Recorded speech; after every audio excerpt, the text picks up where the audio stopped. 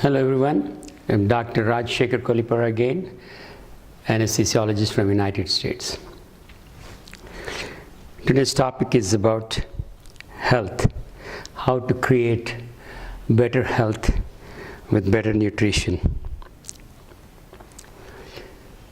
First of all, I want to make it clear, I'm not a nutrition expert, I'm not a dietitian either, but based on some of the textbooks I read on nutrition, authored by some of the greatest experts, nutrition experts in the United States, I gained some confidence in discussing or lecturing about nutrition.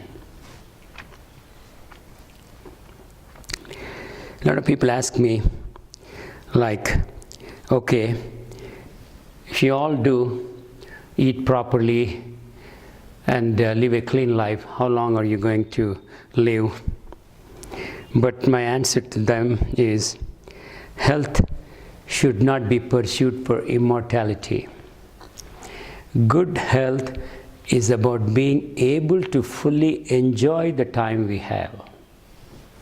It's about being as functional as possible throughout our lives and avoiding painful, lengthy battles with diseases.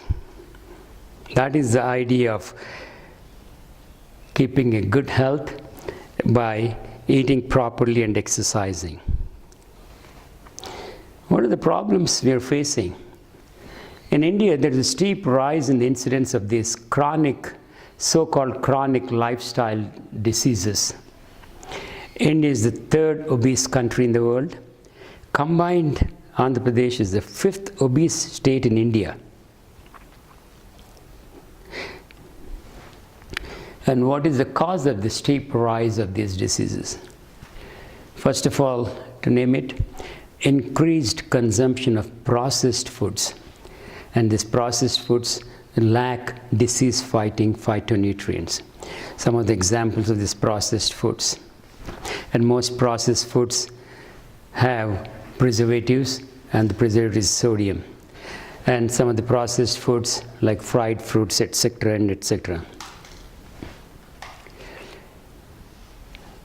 WHO has reported a rising incidence of obesity and chronic diseases such as cardiovascular disease, cancer, osteoporosis, dental caries, and diabetes among those who consume more of these fast foods and soft drinks. Soft drinks are extremely acidic, containing high phosphoric acid, and body tries to neutralize the acid, converting it to acid to stable phosphates, which may form kidney stones. That means people who are prone for kidney stones or who already have kidney stones should be careful, think twice before consuming soft drinks. Nowadays, we call these chronic diseases as lifestyle diseases. Lifestyle diseases are defined as diseases linked with the way people live their life, commonly caused by alcohol, drugs, and smoking abuse, as well as lack of physical activity and unhealthy eating. Now, what are the diseases that impact on our lifestyle? As we mentioned earlier, heart disease, stroke, obesity, type 2 diabetes, cancer, arthritis, and Alzheimer's disease. Now, what's the main cause of these lifestyle diseases? Time magazine, which is a reputed magazine, had this on their front cover.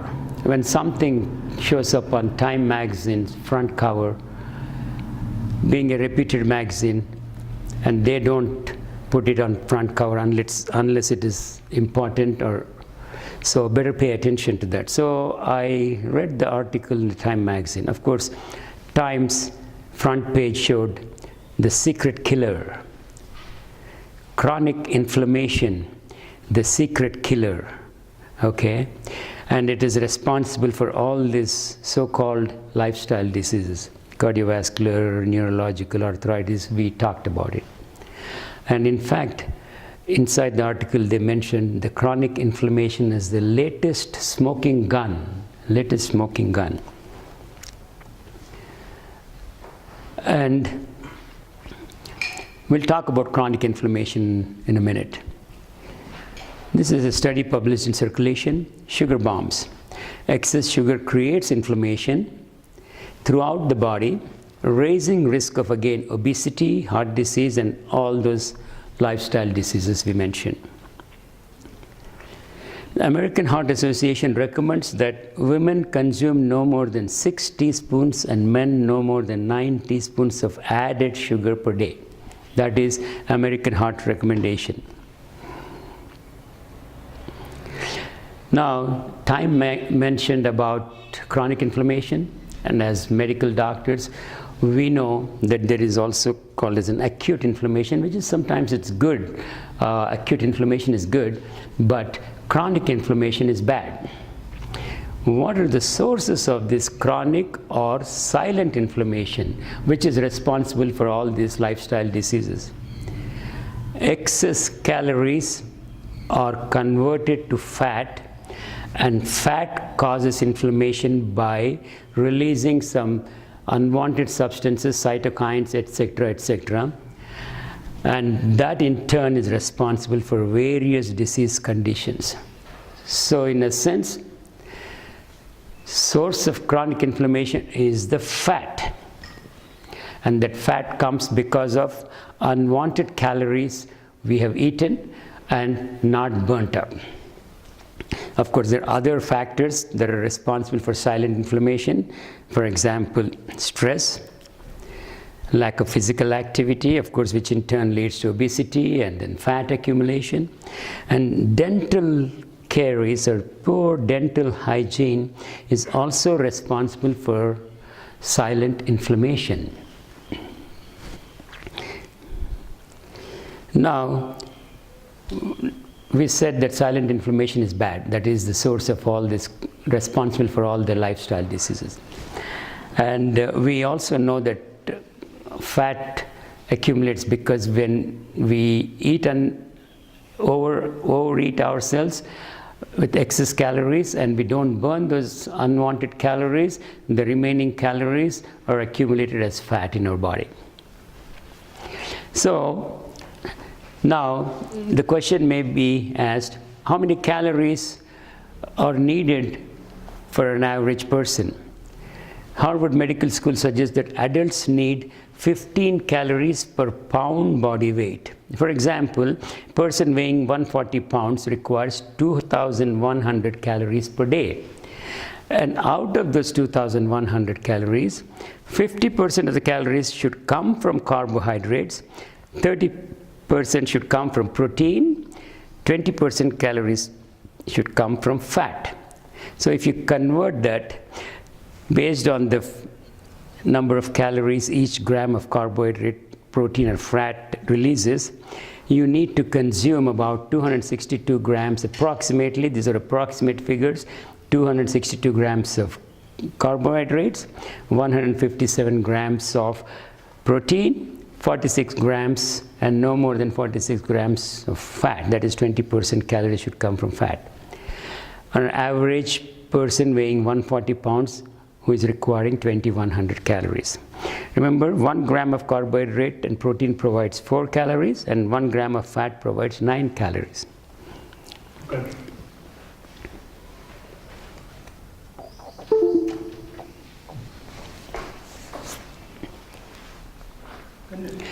Now we talked about the problems we are facing.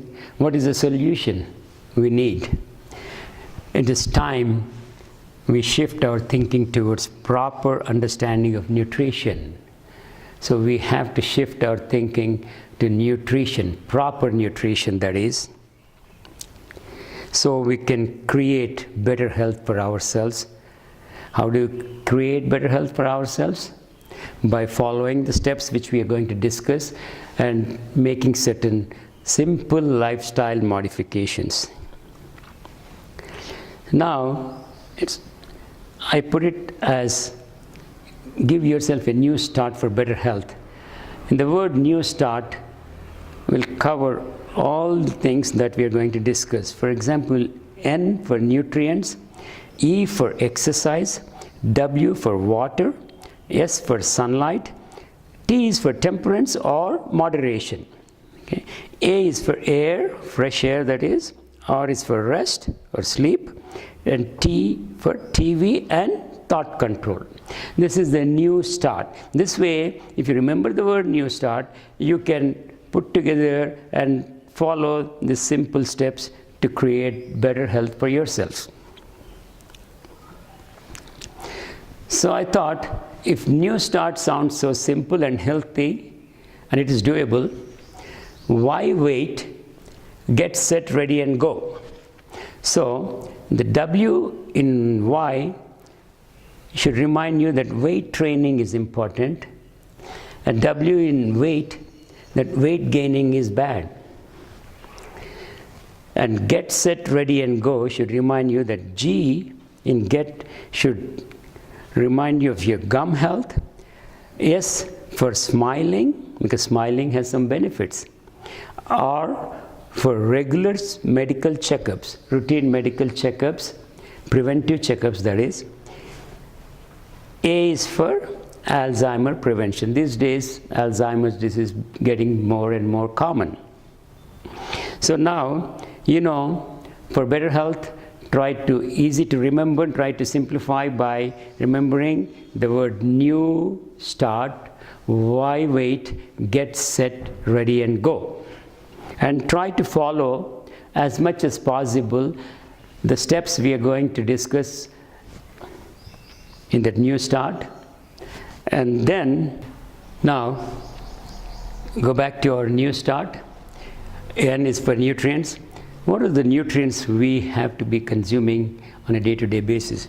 Carbohydrates, proteins, fats, vitamins, minerals and water. Water is a nutrient. A lot of people are not aware of that. Water is considered as a nutrient. And the carbohydrates, there again we'll talk about it, simple and complex carbohydrates. So these are the carbohydrates. It could be from your breads and vegetables or from the grains we are going to talk about. And proteins you get from fish and meat, and there are some good fats, good healthy fats, we'll discuss about it, and a lot of minerals and vitamins from by consuming reasonable amount of fruits. Now let's talk about carbohydrates. Make it a habit to eat healthy carbohydrates. There are two types of carbohydrates: simple carbohydrates, which are good; complex carbohydrates are bad. Again, complex carbohydrates are most of the processed foods has complex carbohydrates, and simple carbohydrates you can obtain from your vegetables or some healthy grains like steel cut oats or quinoa, which is or millets. There are some grains we will talk about, but bottom line is simple carbohydrates from healthy grains. Why they are good? Because when you consume those carbohydrates, the body, there is a slow absorption rate, and when you eat processed foods and complex carbohydrates, they're absorbed quickly, and once they are absorbed into the blood system, your body releases insulin, and whenever there is a drastic insulin spikes occurs, those are not good, because insulin is a hormone for fat storage. So basically fat does not make you fat. Complex carbohydrates do make you fat. Okay, so the idea is try to incorporate in your day-to-day food simple healthy carbohydrates. Eating more whole grains linked with lower mortality. Again, this is reported in journal Circulation. People who ate 70 grams per day of whole grains compared with those who ate little or no whole grains had 22% lower risk of total mortality. Foods that are high in, now we're talking about whole grains. What are the foods that are classified as whole grains? Is rice, white rice considered a whole grain? Absolutely not. Foods that are high in whole grain ingredients are such as bran, oatmeal, in quinoa that have at least 16 grams per serving of whole grains. And believe me, let me make it clear once again, I'm not trying to sell any of those products. I have no interest, business interest in those products. These are all the evidence which I got from reading the nutrition books written by the experts. Quinoa is a South American staple grain. Is the only whole grain that has all 9 essential amino acids or protein building blocks. Of course, you can get some of the amino acids from different meats and different grains, but this grain has all the essential amino acids, all the 9 essential amino acids, which mean our body cannot manufacture these amino acids. That's why they're called essential. These amino acids have to be obtained from your diet. And if you if you eat a balanced diet, you're likely to get all these essential amino acids. But for the record, quinoa is the only whole grain that has all essential amino acids. Now, we also talked oatmeal being a whole grain. Benefits of oatmeal. Oats are considered a healthy whole grain and contains high levels of proteins. A lot of people do not know that oats are grains, but they have proteins. They have fiber, rich in fiber and antioxidants. Now, there is a special class of fiber called beta-glucan fiber in oatmeal lowers your blood cholesterol. Beta-glucan also plays a role in lowering blood pressure and modulates your blood sugar levels. Beta-glucan helps neutrophils travel to the site of an infection, so it enhances the ability to eliminate the bacteria in case if you have small infection. So it has good benefits. Now, this is the soluble fiber. The insoluble fiber in oatmeal helps digestion and prevents constipation, and thereby reducing the risks of certain cancers like colon cancers, etc. Now, we talked about whole grains and carbohydrates. Proteins.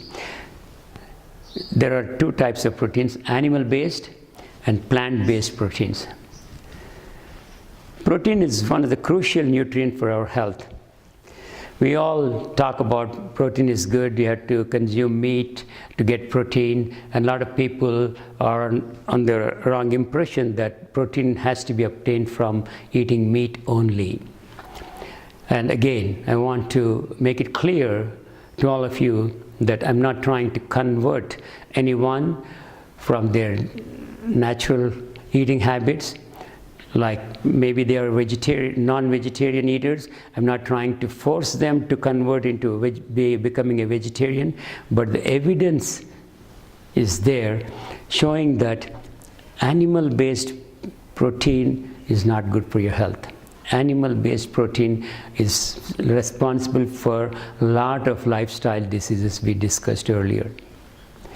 So what is animal-based protein? That anything that comes from animals like chicken, fish, meat, lamb, etc., etc. And also, actually, protein from milk is considered animal-based also. Okay. However, we are so used to the fact that milk is good. So, but again, I'm not trying to change anybody's habits. I'm not trying to discourage people from drinking milk, but there is evidence that animal-based protein is not that good as plant-based proteins. Now, next thing they may ask is, if we become vegetarians or if you're already a vegetarian, do we get enough protein? They're so concerned, and that's the question a lot of people ask me. Now, large variety of plant-based foods provide essential amino acids, okay, as we also talked in the previous slide.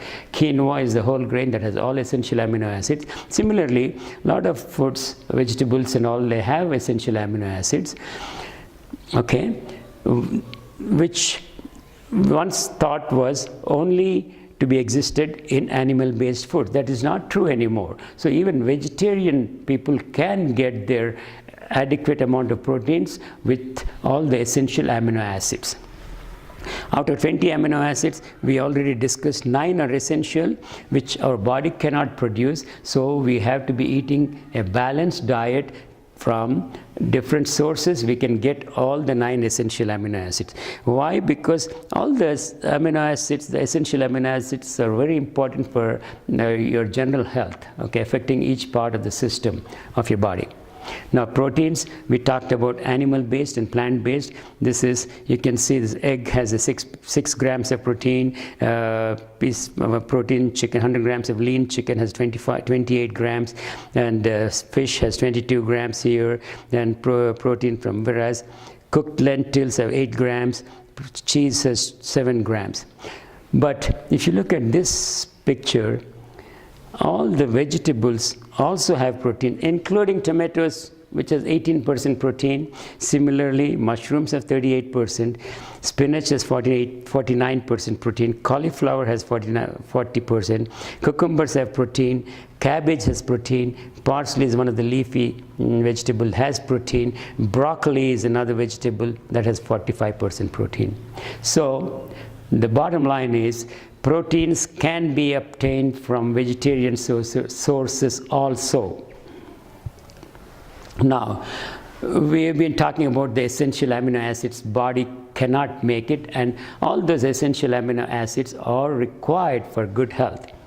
And this may be a little lengthy slide, but just for information, these are 9 essential amino acids: histidine, isoleucine, leucine, threonine, lysine, methionine, phenylalanine, tryptophan, and valine. These are the amino acids that are required by our body, but the body cannot make them in our system, so you have to obtain them from the diet alone. So that's why proper eating, balanced eating is very important. Why? Because histidine, each amino acid has a role in our health. For example, histidine helps in overall immunity, our health immunity. Isoleucine helps in our hemoglobin production, which in turn is responsible for our blood levels, okay, iron content, etc. Leucine regulates blood sugar, and it also stimulates muscle strength. So threonine supports our immune system, and it is useful for keeping our joints healthy. Lysine helps again in collagen formation and bone strength. It helps in calcium absorption. For example, if you don't have lysine in your diets, your calcium, no matter you may be swallowing calcium pills, all of the calcium may not be absorbed, because you have to have these kind of amino acids, essential amino acids, to help get these nutrients into your system properly. Methionine helps form your cartilages in your knee joints with the help of the sulfur, okay. Phenylalanine is useful in making brain chemicals and also thyroid hormone. These days, more and more people are having thyroid problems. So phenylalanine. Tryptophan is a relaxing amino acid. It's again good for your brain health. Valine is responsible for your muscle health. So basically all these essential amino acids are very important to our health, and these are not manufactured up by our body, and you have to obtain them from eating proper healthy diet. You get all these essential amino acids. Is the meat is the only answer? No. You can get essential amino acids from plant-based foods also. For example, we talked about the grains, the whole grains, the quinoas, all the grains, the leafy vegetable spinach, the corns, the colored peppers, the broccolis, the cabbage, cauliflowers, bananas, carrots, red potatoes, sweet potatoes, cucumber seeds, pumpkin seeds, cashew nuts, you name it, avocados, apples, orange, you name it, you can get all the amino acids from, if you eat all these foods if you incorporate all these foods into your daily diet. Now we talked about carbohydrates, proteins, okay, we talked about we are going to talk about fibers. We talked about amino acids also, and the sources where to get these amino acids. Now fiber, fiber is called as a miracle ingredient. A lot of people do not pay attention to fiber. In fact, I was reading a book which was well authored, and the title of the book is 25 grams fiber diet, and in that the author in the preface tells openly that everybody should be eating minimum 25 to 35 grams of fiber a day, and she makes it clear that if you make a conscious effort to eat fiber, it can be done. 25 grams of fiber, it's easily doable. That's what I got the message by reading that book. Why is fiber important? It maintains healthy cholesterol levels. It reduces the risk of diabetes, maintains normal blood sugar, helps you lose weight, reduces the risk of heart attack, maintains bowel regularity, improves immunity, decreases the risk of premature death. Each gram of fiber reduces calorie count by 7 calories. That means that is called as a fiber flushing effect. A lot of people have no idea about that, but make a note of that. At least 25 to 35 grams of fiber a day to reap these healthy benefits. In order to get these benefits, you have to eat at least 25 to 35 grams.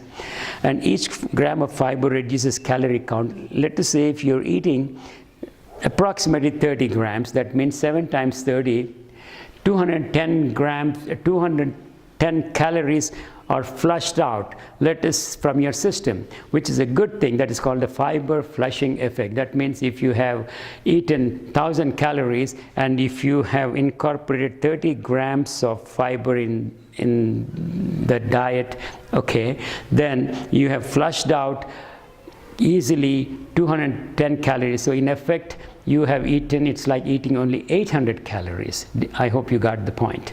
So it's called fiber flushing. So fiber is a miracle ingredient. How do you get fiber? Fiber is, most of the grains have fibers. Okay, fiber-rich foods. Vegetables have fiber. Beans, legumes, fruits have fibers. You can see all the fruits.